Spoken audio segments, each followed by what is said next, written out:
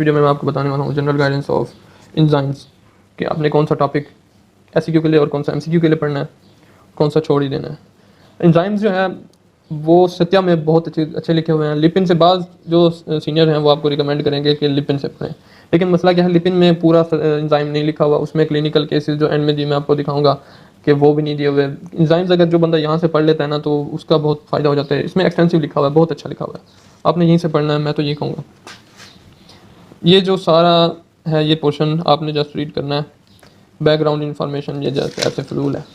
इसके बाद ये जो क्लासिफिकेशन है ना ये आपने यहाँ से भी देखनी है और उसके बाद आपने देखनी है मुश्ताक से। मुश्ताक में इसकी क्लासिफिकेशन एक्सटेंसिव दी हुई है और वहाँ से करनी है लाजमी, क्योंकि उसमें से ये जो क्लासिफिकेशन है इसका ऐसी क्यों आ जाता है और वो आता है एक्सटेंसिव आता है, मतलब उसमें सब क्लासेस होती हैं और सब क्लासेस की सब क्लासेस भी पूछ रहे होते हैं, वो आपने लाजमी लिखना है और मुश्ताक से करना है।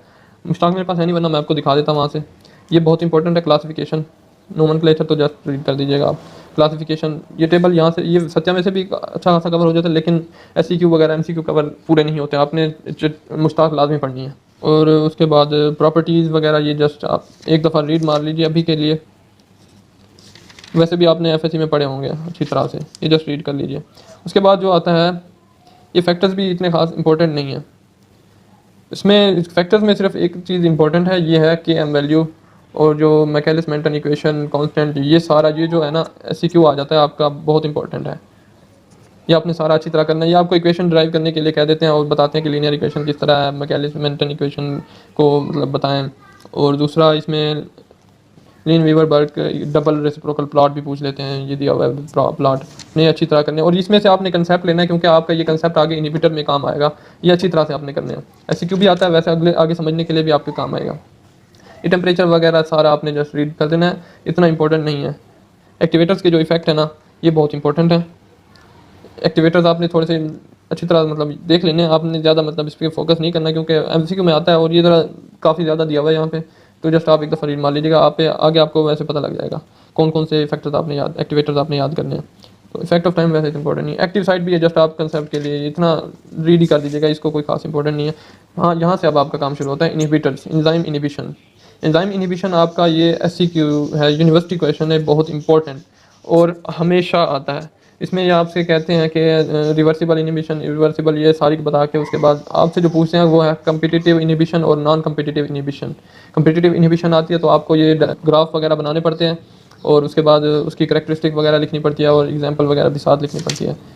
और ये जो टेबल दी हुई है ये आपने क्रैम करनी है यार पूरा अच्छी तरह से, क्योंकि इसमें जो इनहिबिटर दिए हुए हैं, एंजाइम है वो किस चीज़ का इनहिबिटर है और उसकी क्लिनिकल सिग्निफिकेंस क्या है, उसका सबस्ट्रेट क्या है एंजाइम का, ये आपने अच्छी तरह से याद करना है। अभी आपको ये अच्छी तरह याद नहीं हो सकेगा क्योंकि मुश्किल है, ज़रा रट्टा लगेगा, लेकिन बाद में इसमें से काफ़ी सारी चीज़ें ऐसी हैं जो आप जब आप प्रॉफ की तैयारी कर रहे होगे ना तो आपको आसान लगेगा, क्योंकि बार बार आप दूसरे सब्जेक्ट्स में भी और इसी बायोकेमिस्ट्री में भी आगे पीछे काफ़ी दफ़ा आप ये चीज़ें पढ़ेंगे, यही जो इनहिबिटर्स वगैरह हैं, तो आपको याद हो जाएगा, आप टेंशन लेने की बात नहीं है। अभी ज़रा मुश्किल लगेगा फर्स्ट टाइम रीड करने पे।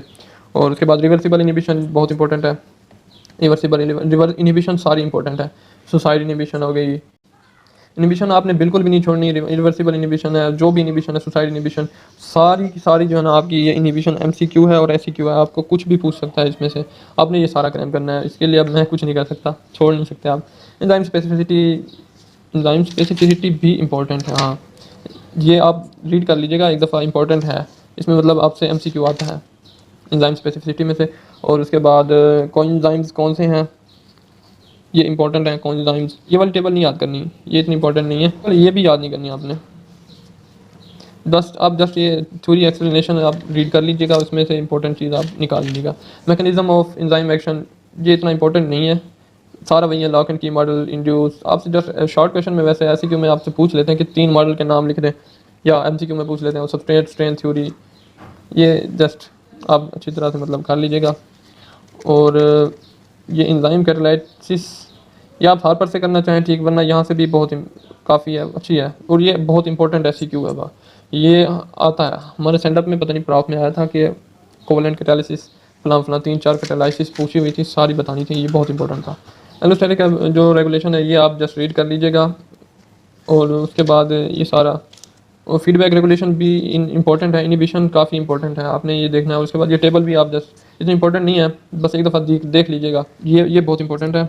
एक्टिवेशन ऑफ लेटेंट एंजाइम, और उसके बाद आते हैं कंपार्टमेंटेशन, ये जस्ट रीड मार लीजिएगा कंपार्टमेंटेशन, और कंट्रोल ऑफ एंजाइम सिंथेसिस, हाँ ये आ गया, रिप्रेशन, इंडक्शन, अब यहाँ से पढ़ लीजिएगा, ये इंपॉर्टेंट है। उसके बाद एंजाइम डिग्रेडेशन फिनोमेना, ये आपने एक यूनिट्स नहीं करने, एप्लीकेशन ऑफ एंजाइम करना है, और उसके बाद ये पोर्शन जो है डायग्नोस्टिक इंपॉर्टेंस ऑफ एंजाइम्स, ये बहुत इंपॉर्टेंट है यार। ये आपका यहाँ से आपका इस पोर्शन में से आपका सिनेरियो आता है, ये पीछे वाला जो था ये एमसीक्यू था, ये टेबल वाली बातें, और ये वाली टेबल आपका आपने अच्छी तरह याद करना, ये इसमें से एमसीक्यू भी आता है, और ये वाला जो पोर्शन है इसमें से एससीक्यू जो आता है ना, वो आपका सिनेरियो बन के आता है। ये वाली टेबल बहुत इंपॉर्टेंट है, ये टेबलें अब जो आ रही हैं ये बहुत इंपॉर्टेंट है।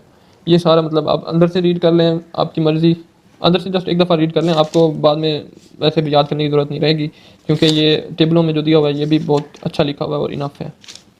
उसके बाद आइसोजाइम्स, यार ये बहुत इंपॉर्टेंट है टॉपिक, ये सारा आपने अच्छी तरह से करना है यार। इस पोर्शन में से ना जो यहाँ से शुरू हो रहा है ये नॉन प्रोटीन एंजाइम्स, ये आगे सारा आपने एक लफ्ज़ भी नहीं छोड़ना, आपने सारा का सारा अच्छी तरह से टिका के रट्टा लगाना है। आपसे कोई एक लफ्ज़ पूछना, आपने शुरू से सारा बता देना है। आपने इस तरह याद करना है कि बहुत इंपॉर्टेंट है यार ये टॉपिक। इसमें से एमसीक्यू आते हैं, और जो एससीक्यू आता है ना वो सिनेरियो बेस इसी में से ही आता है। एंजाइम के जो ये पोर्शन है ये सारा अच्छी तरह से करना है। इसमें से अब मैं आपको कुछ नहीं बता सकता कि इंपॉर्टेंट है क्या नहीं है।